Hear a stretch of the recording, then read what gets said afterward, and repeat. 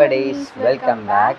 So ரொம்ப நாளைக்கு அப்புறமா வந்து ஒரு வீடியோ இது வந்து ஆல்ரெடி போடுறோன்னு சொல்லியிருந்த வீடியோ தான். ஒரு சில காரணங்களால் எங்களால் வீடியோஸ் போட முடியல. மறுபடியும் அதே எக்ஸ்கியூசஸ். சில காரணங்கள்னா அது என்னன்னா எல்லாருக்குமே தெரியும் ஆக்சுவலாக நியூ பார்ன் இருக்க வீடு எப்படி இருக்கும்னு. அது இல்லாமல் நாங்கள் வந்து இப்போ அது இல்லாமல் நாங்கள் சென்னை வந்துட்டோம். எஸ், நான் என் பொண்டாட்டி எங்கள் மகன் 3 பேர் மட்டும்தான் இருக்கோம். ஓகேவா? ஸோ அதனால தான் வந்து பெருசாக வீடியோஸ் எதுவுமே எடுக்க முடியறதில்ல. நாங்களும் ட்ரை பண்ணிகிட்டே இருக்கோம். எவ்வளோ சீக்கிரம் முடியுமோ கூட வீடியோ எடுக்கிறதுக்கு டைமே இல்லை. அது வந்து வீடியோ எடுக்கிறதுக்குன்னு இல்லை, எதுக்குமே டைம் இருக்கிறது இல்லை. அதான் உண்மை. ஒழுங்காக தூங்குற கூட டைம் இருக்கிறது இல்லை. ஸோ இனிமேல் வந்து ரெகுலராக வீடியோஸ் போடுறதுக்கு ட்ரை பண்ணுறோம். ஆஸ் யூஸ்வல் உங்களோட சப்போர்ட். திரும்பவும் அதே தான் சொல்கிறோம். எங்களுக்கு வந்து என்னன்னா நாங்கள் வீடியோஸ் போடணுங்கிறத விட நீங்கள் கேட்குறனால தான் வீடியோஸ் போடணுங்கிறது இருக்குது. எஸ், அதுதான். இனிமேல் ரெகுலராக வீடியோஸ் போடுறதுக்கு ட்ரை பண்ணுறோம் கண்டிப்பாக. ஓகே, இதுவே வந்து ரொம்ப நேரம் இருக்க வேணாம். நாங்கள் வீடியோஸ் போட ட்ரை பண்ணுறோம். இன்னைக்கு என்ன வீடியோன்னு பார்த்தீங்கன்னா டெலிவரி எக்ஸ்பீரியன்ஸ்.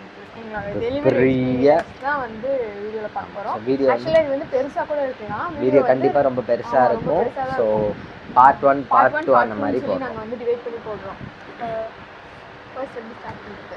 எங்க இருந்து ஆரம்பிக்கலாம்னு பாத்தீங்கன்னா ரீவைண்ட் டிசம்பர் 31st 2024 அப்படினு சொல்லலாம். மதியம் பிக் பாஸ் வீடியோ மாதிரி மதியம் மணி 1:35. ஸோ அன்றைக்கி வந்து எனக்கு ஒர்க் ஷிஃப்ட் கொஞ்சம் ஏர்லியாக ஸ்டார்ட் ஆகிடுச்சு. நான் ஒர்க் பண்ணுறதுக்கு அப்போ தான் உட்காந்தேன். புதுசாக ஒரு பேட்ச் இருந்துச்சு, ட்ரைனிங் எடுக்க ஆரம்பித்தேன். லேப்டாப்பை ஓப்பன் பண்ணேன். ஓப்பன் பண்ணது ஒரு குரல், ஆகாஷு இங்கே வாப்பா அப்படின்னு கூப்பிட்டாங்க. ஆமாம், அப்படிதான் கூப்பிட்டாங்க, அப்படிதான் சொன்னாங்க. அப்புறம் எஸ், பனிக்கூடம் உடஞ்சிருச்சு. அதாவது 1:35 to 1:45 அந்த டைமில் மதியம். எனக்கு டெய்லி ஒரு பெயின் இருந்துச்சு. ஓகேவா? ஸோ மார்னிங் எனக்கு பெயின் வந்துச்சு. ஆனால் அது எனக்கு அந்த பெயினான்னு தெரியல. நிறைய பேர்த்துக்கு அது புரிஞ்சிருக்கும். ஏன்னா ஃபர்ஸ்ட் டைம் அந்த பெயின் எப்படி இருக்குன்னு தெரியாதுல்ல. அதனால வந்து எனக்கு அது அந்த பெயின் தானா அப்படின்னு சொல்லி தெரியாமல் இருக்கு. கிட்டத்தட்ட ஒரு 6-7th மந்த்லேருந்தே வந்து அந்த ஒரு பெயின் இருந்துகிட்டே இருக்குன்னு சொல்லிகிட்டே இருப்பாங்க. அப்போ வந்து அதுக்கும் இதுக்கும் டிஃப்ரென்ஷியேட் பண்ணிக்க தெரியலன்னு நினைக்கிறேன். கொஞ்ச நாள் போகும்போது அதாவது ஹீட் பெயின் அப்படின்னு சொல்லுவாங்க, சூட்டு வலி இருக்கும்.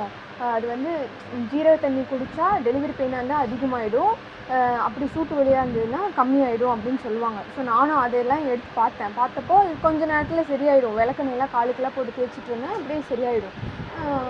ஒரு 8th மந்த் எண்ட் ஆகி 9th மந்த் ஸ்டார்ட் ஆகும்போதெல்லாம் வந்து எனக்கு எப்படி இருக்குன்னா ஹிப் பெயின் வந்து இருந்துகிட்டே தான் இருந்துச்சு. அது எல்லாருக்குமே இருக்குமா? ஸோ எல்லாருக்கிட்டையும் கேட்கும்போது ஆமாம் அதெல்லாம் நார்மல் தான், பெயின் இருக்கும் அப்படின்னு சொல்லிட்டாங்க. டெலிவரி பெயினும் அப்படி தான் ஸ்டார்ட் ஆகும்னு எனக்கு தெரியாது. பீரியட்ஸ் ஆகிறதுலேயே வந்து ஒரு கொஞ்சம் டிஃப்ரென்ஸாக அந்த ஒரு பெயின் தெரியும்ல, அந்த மாதிரி எனக்கு இருந்துச்சு. ஆனால் நான் அதுவும் வந்து நார்மலாக இருக்க பெயின் தான், யாரை கேட்டாலும் அப்படி தான் வலிக்கும் அப்படின்னு சொல்லுவாங்கன்னு சொல்லிட்டு நானும் விட்டுட்டேன். அப்புறம் எனக்கு அது வந்து எப்படின்னா காலையில் எந்திரிக்கும் போதே எனக்கு தெரிஞ்சிருச்சு. காலையில் நான் நேரமாக எழுந்திரிச்சு சாப்பிட்டு நான் படுத்துட்டேன். திரும்பவும் ஒரு 10 மணிக்கு தான் என்னமோ எழுந்திரிச்சுன்னு நினைக்கிறேன். அதுக்கப்புறம் எந்திரிக்கும் போது நல்ல வலி எந்திரிச்சு திரும்பவும் தூங்கினேன். தூங்கி எந்திரிக்கும் போது நல்ல வலி, எனக்கு கால் ஊன முடியல, எனக்கு இடுப்பு நல்ல வலி இருந்துச்சு. அதே எப்பவும் வர பெயினாக தான் இருக்கும். அப்படின்னு எனக்கு டெலிவரி பெயினாக என்னன்னு தெரியாது. எல்லாருக்குமே நியூ எக்ஸ்பீரியன்ஸ் பண்ணுறவங்க எல்லாருக்குமே அப்படி தான் இருக்கும், எனக்கு தெரியாது. அப்புறம் நான் விட்டுட்டேன். அப்புறம் அதுக்கப்புறமா வலிச்சுட்டே இருந்துச்சு. ஆனால் நான் அதை பெருசாக கண்டுக்கவே இல்லை. நான் மட்டும் ஜாலியாக ஆடிட்டு நல்லா பேசிட்டு அப்படிதான் ஆக்சுவலாக எப்பவும் இருக்கிறத விட அந்த அன்னைக்கு வந்து நல்லா ஹாப்பியாக இருந்தாங்க. நான் நல்லா ஆடிட்டு ஜாலியாக தான் இருந்தேன். அப்போ எந்திரிச்சிட்டு சாப்பிடவே இல்லை நான். இவங்க வந்து மார்னிங்ல இருந்து ஆஃப்டர்நூன் வரைக்கும் சாப்பிடவே இல்லை. எனக்கு ஷிஃப்ட் சீக்கிரமாக ஸ்டார்ட் ஆகிறனால நான் அப்போ தான் சாப்பிட்டு இல்லை, நானும் சாப்பிடலன்னு நினைக்கிறேன். நீ சாப்பிட்டு ஒர்க் பண்ணுறதுக்கு உட்காந்தேன். ஆமாம், அப்போ தான் நான் எழுப்பி விடுறேன். அப்புறம் வந்து சாப்பிட்றதுக்காக எழுப்பி விடுறேன். 1:20 1:15 அந்த டைமில் எழுப்பி விட்டேன்னு நினைக்கிறேன். எழுப்பிலாம் விடல. இந்த படம் பார்த்துட்டு இருந்தேன் நான் கேடிவியில்.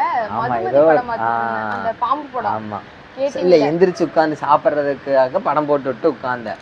இல்லை, நான் அப்போ படுத்தும் இல்லை. அப்பா வந்தார் லஞ்சுக்கெலாம். பேசிட்டு நான் பாட்டு ஜாலியாக படம் பார்த்துட்டு, இந்த படம்லாம் எப்போ பார்த்தது அந்த மாதிரி நார்மலாக அழுது பேசிட்டு ஜாலியாக இருந்துச்சு. அந்த படம் கிளைமேக்ஸ் வரும்போது அந்த பாட்டு எனக்கு ரொம்ப பிடிக்குமா, நான் வந்து பேன்னு பார்த்துட்டு இருக்கேன். பார்த்துட்டு இருந்துட்டு சாப்பிடு பாப்பா, டைம் ஆச்சு பாரு, மணி 1:30 ஆச்சு, சாப்பிடுன்னு அம்மா சொன்னாங்க. சரி போடுன்னு சொல்லிட்டு நான் பாத்ரூம் போனேன். பாத்ரூம்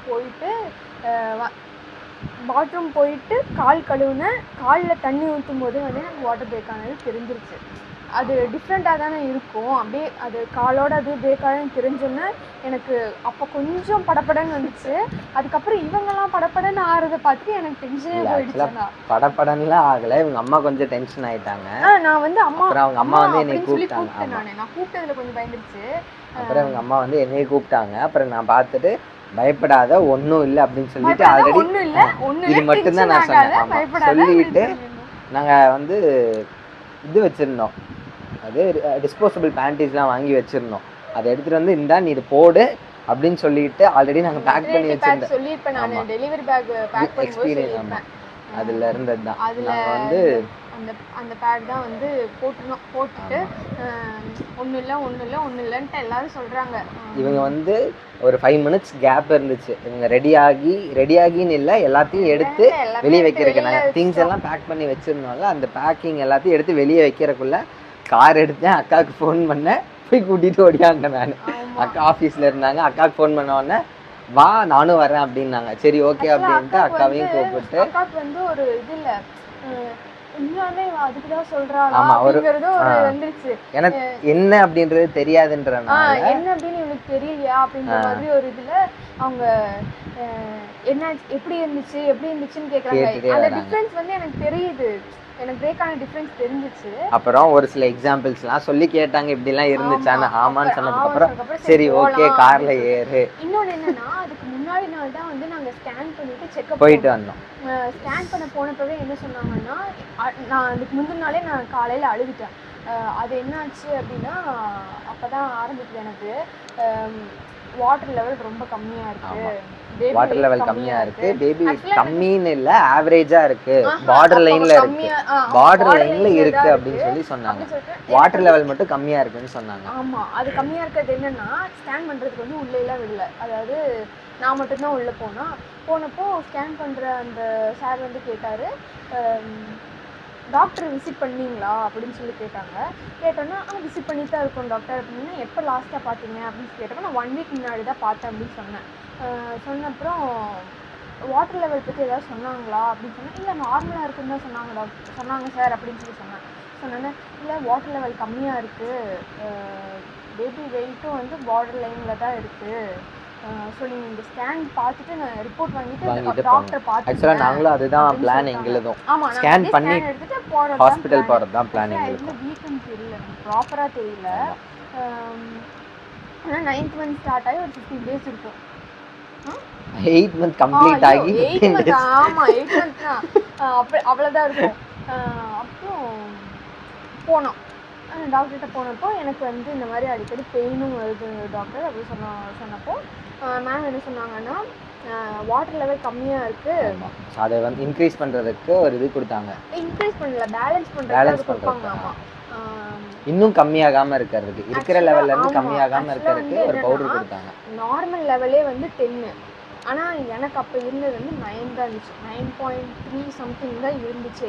ஸோ நார்மல் லெவல் விடவே எனக்கு ரொம்ப கம்மியாக இருக்கனால பெயின் சீக்கிரம் வர்றதுக்கு வாய்ப்பு இருக்குதுன்னு சொன்னப்போ எனக்கு அப்பப்போ பெயின் வந்துகிட்டே இருக்குது டாக்டர், அது என்ன பெயின்னு தெரியல, அது எனக்கு சொல்லவும் தெரியல.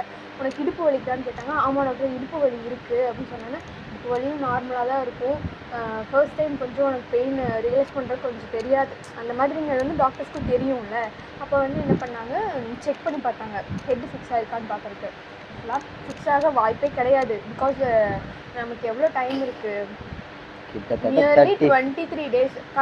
இல்லை கரெக்டாகவே அக்யூரேட்டாகவே சொல்ல போனால் 23 daysக்கு இருக்குது. Jan 23rd தான் வந்து டேட்டு. நாங்கள் போனது December 30 நாங்கள் போனோம்.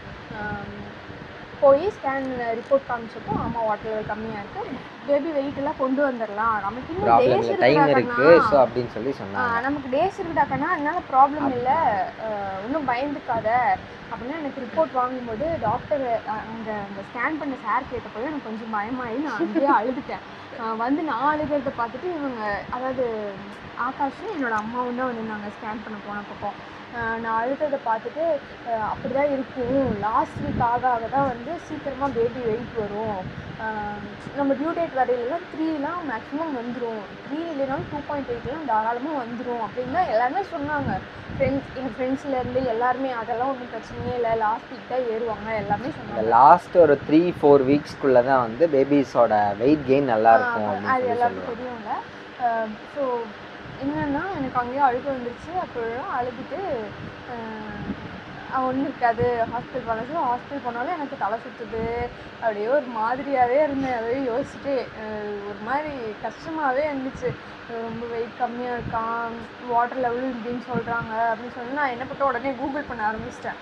ஒன்றுன்னா கூகுள் பண்ண ஆரம்பிச்சோன்னே எச்சா பயமாயிடுச்சு. அப்புறம் கொஞ்சம் அப்புறம் இப்போ நான் வந்து பொதுவாக எல்லாருக்குமே அட்வைஸ் பண்ணுறது அதே தான், எதுனாலும் கூகுள் யூடியூப் மட்டும் பார்த்துறாதீங்க. எப்படின்னா ஒன்றுமே இருக்காது, அந்த ஃபியரை வந்து ரொம்ப காம்ப்ளெக்ஸ் பண்ணி விடுறதுக்கு ஒரு மேஜர் இதுன்னு வச்சுக்கோங்களேன். ஸோ இப்போ டாக்டர்ஸ் அட்வைஸ் கொடுக்குறாங்க, ஆக்சுவலாக டாக்டருமே சொன்னாங்கன்னு நினைக்கிறேன், எதையுமே கூகுள் பண்ணி நீங்கள் ஒரு இது பண்ணிக்காதீங்க அப்படின்னு சொல்லி சொன்னாங்க. பட் இவங்க நம்ம தான் அதை கேட்க மாட்டோமே அப்படிங்கிற ஒரு இதில் எதுக்கு எடுத்தாலும் எல்லாத்துக்கும் கூகுள் தான். ஆமாம், எல்லாமே அந்த ஸ்கேன் ரிப்போர்ட்டில் வரதுலேருந்து எல்லாமே கூகுளில் இருக்கிறது தப்பு அப்படின்றதுக்காக சொல்லலை. பட் என்னன்னா ஒரு சொல்யூஷன் இதுதான் அப்படிங்கிறத அது கொடுக்காது. ஜஸ்ட் அது என்னன்னா இருக்கிற இன்ஃபர்மேஷன்ஸை மட்டும்தான் கொடுக்குமே தவிர இதுக்கு இதுதான் கரெக்டான ஒரு ஆன்சர் அப்படின்றது கொடுக்காது. ஓகேவா? ஸோ நீங்கள் பார்த்தீங்கன்னா ஒரு கொஸ்டினுக்கு 10 டிஃப்ரெண்ட் ஆன்சர்ஸ் இருக்கும். அது பாசிட்டிவாகவும் இருக்கலாம், இல்லை நெகட்டிவாகவும் இருக்கலாம். ஆமாம், ஒவ்வொரு மாதிரி இருக்கும். ஸோ தேவையில்லாமல் அது பண்ணீங்க அப்படின்னா உங்களோட ஃபியர் இன்க்ரீஸ் ஆகும். பேசிக்காவே ஹியூமன் நேச்சர் அதுதான். பயந்துட்டு இருக்கிறக்கும் அதுக்கும் நெகட்டிவ் தான் டக்குன்னு கேப்சர் ஆகும். அது எனக்கு வந்து ரொம்ப ரொம்ப மோசம். நான் ஃபஸ்ட்டு யோசிக்கிறது எல்லாத்தையுமே நெகட்டிவாக ஃபஸ்ட்டு யோசிச்சுட்டு தான் பாசிட்டிவாக பார்ப்பேன். ஆனால் இவங்க அப்படி இல்லை, எப்பவுமே வந்து அந்த நெகட்டிவ் சைடு அந்த மாதிரிலாம் யோசிக்கவே மாட்டாங்கன்னா எனக்கு வந்து ரொம்ப சப்போர்ட் தான். நான் கொஞ்சம் நெகட்டிவ் தான். அப்புறம் அப்படி ஆகிடுச்சு. அப்போ ஹெட்டெல்லாம் ஃபிக்ஸ் ஆகலை, நமக்குலாம் டேஸ் இருக்குது, நீங்கள் வலிக்குதுன்னு சொன்னனால மட்டும்தான் நான் வந்து ஹேண்ட் வச்சு செக் பண்ணுறேன் அப்படின்னு சொன்னாங்க. சொல்லிவிட்டு அடுத்த நாளே வந்து போயாச்சு. அப்படி சொன்னாங்க அவங்க. சப்போஸ் பெயின் எக்ஸ்ட்ரீமாக இருக்குன்ற ஃபீல் இருக்குன்னா இன் பிட்வீனில் ஏதாவது ஒரு டேஸில் 1 வீக் வெயிட் பண்ணணும்னு இல்லை, இன் பிட்வீன்லேயே கூட வந்து பார்த்துட்டு போங்க அப்படின்னு சொல்லி தான் அனுப்பிச்சாங்க. பட் வந்து நெக்ஸ்ட் டேவே நாங்கள் போகணும்னு யாரும் எக்ஸ்பெக்ட் பண்ணலை. இதுதானே வந்து காசு அப்படின்னு சொல்லி சொன்னாங்க. வாட்டர் பிரேக் ஆயிடுச்சுன்னா உடனே அப்போவே வந்து ஆமாம் வாட்டர் பிரேக் ஆகிடுச்சு, ஓகே பெயின் இன்டியூஸ் பண்ணி பார்க்கலாம். ஆக்சுவலாக ஒரு 2 to 10க்குலாம் வந்து நாங்கள் ஹாஸ்பிட்டல் போயிட்டோம். 2க்குலாம் போயிட்டு இன்டியூஸ் பண்ணிட்டாங்க. ஆமாம், ஃபஸ்ட்டு பார்த்தாங்க, பார்த்துட்டு அட்மிட் ஆகிக்கோங்க அப்படின்னு சொல்லி நம்ம ட்ரை பண்ணலாம், பெயின் வர வச்சு வேணால் பண்ணலாம் அப்படின்னு சொல்லி சொல்லிட்டாங்க. இன்னொன்று என்ன அப்படின்னா எனக்கு ஸ்டார்டிங் வந்து தெரியல. ஆக்சுவலாக ஸ்டார்டிங் வந்து சரி நமக்கு நார்மல் ஆகிடும் அப்படின்னு சொல்லிட்டு என்ன பண்ணோன்னா ஓகே. ஆக்சுவலாக நாங்கள் நார்மல் ஆகணும் அப்படிங்கிறதுக்காக ஒரு இது பண்ணோம். ஏன்னா சிசேரியனில் வந்து என்ன பெயின்ஸ்லாம் இருக்குது அப்படின்றது சிசேரியன் பண்ணவங்களுக்கும் தெரியும். அதுக்கப்புறம் வந்து எந்த அளவுக்கு நம்ம கஷ்டப்பட வேண்டி இருக்கும் அப்படிங்கிறதும் தெரியும். ஸோ இவங்க வந்து அந்த அளவுக்கு தாங்கிக்க மாட்டாங்க. இந்த பெயின்னா ரெண்டுமே பெயின் கம்மியாக இருக்கும், இது கம்மி இது அதிகன்றதுலாம் நான் சொல்ல மாட்டேன். பட் என்னன்னா கம்பேரிட்டிவ்லி இதோட அது நமக்கு வந்து கொஞ்சம் இது பண்ணிக்கலாம். சொல்லணும்னா என்னன்னா நான் இப்போ ஆஃப்டர் டெலிவரி எக்ஸ்பீரியன்ஸில் சொல்கிறது என்னென்னா நான் இப்படி தான் பண்ணுவேன், இப்படி தான் நான் நினைக்கிற டெலிவரி தான் நான் பண்ணுவேன் அப்படின்றதுல மட்டும் கான்ஃபிடென்ட்டாக இருக்காதீங்க. எனக்கு என்ன சொல்ல போனால் நிஜமாவே சொல்கிறேன், இல்லை அந்த டைமில் தான் பண்ணுவேன் அப்படின்னு சொல்லி நீங்கள் ட்ரை பண்ணிவிட்டு இன்னொன்று பண்ண மாட்டேன் அப்படிங்கிறது வந்து எனக்கு கேட்டால் அது ஒரு ராங் டிசிஷன் சொல்ல போனால். நான் ஆனால் நிஜமாவே நான் வந்து லாஸ்ட் வரை நான் பண்ணிக்கிறேன்னு சொல்லவே இல்லை. நான் லாஸ்ட் ஸ்டேஜில் நான் ஏன் சொன்னேன்னா நம்ம கஷ்டப்படுறோம் வந்து இப்போ வாட்டர் பிரேக்கேஜ் ஆயிடுச்சுன்னா 8 hours வரைக்கும் வெயிட் பண்ணலாம் அப்படின்னு சொல்லி சொன்னாங்க. ஸோ 8 hours அப்படிங்கும்போது ஆல்மோஸ்ட் எங்களுக்கு 7 hours மேலே ஆயிடுச்சு. நாங்கள் வெயிட் பண்ணி வாட்டர் லெவல் ரொம்ப கம்மியாக இருந்தது, ஃபுல்லாகவே ட்ரெயின் ஆயிடுச்சு. கொஞ்சம் ட்ரெயின் ஆகி கொஞ்சம் இருக்குது அப்படிங்கிற மாதிரி ஃபுல்லாகவே வாட்டர் ட்ரெயின் ஆனனால நாங்கள் அப்போவும் 7.5 hours வரைக்கும் 7.5 hours வரைக்கும் வெயிட் பண்ணோம் ஆகும் அப்படிங்கிற ஒரு இதில். ஏன்னா அங்கே இருக்கோம் டாக்டர் நர்ஸஸுமே அதுதான் சொன்னாங்க, வெயிட் பண்ணலாம், ஆகிறதுக்கு சான்சஸ் இருக்கு அப்படின்னு தான் சொன்னாங்க. என்ன பண்ணாங்கன்னா டைல்யூட் பண்ணிகிட்டே இருந்தாங்க. டைல்யூட் பண்ணுறதுனா தெரியும், ஹேண்ட் வச்சு நமக்கு அதோட ஹெட்டை வந்து பொசிஷன் ஃபிக்ஸ் பண்ணி விடுவாங்க, கை வச்சே வந்து ஃபிக்ஸ் பண்ணி விடுவாங்க.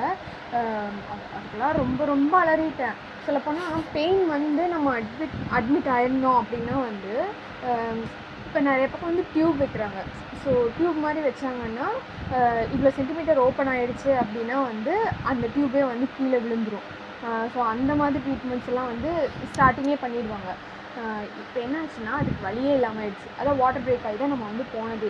அப்போ பெயின் இன்டியூஸ்மெண்ட் பண்ண என்ன ஆயிடுச்சுன்னா ஒரு 4 o'clock 4 தான் எனக்கு 2 ஞாபகம் o'clock போறோம் அப்படின்னா ஒரு 3:15 வரைக்கும் பெயின் இல்லைன்னு தான் சொன்னாங்க. பெயின் போய் இல்லைங்கிறத பார்த்துட்டு விட வந்துட்டு தான் இருந்தோம். கான்ட்ராக்ஷன் இருக்கு, உனக்கு அது தெரியல அப்படிங்கறது அப்படின்னு சொன்னாங்க. சொல்லிட்டாங்க.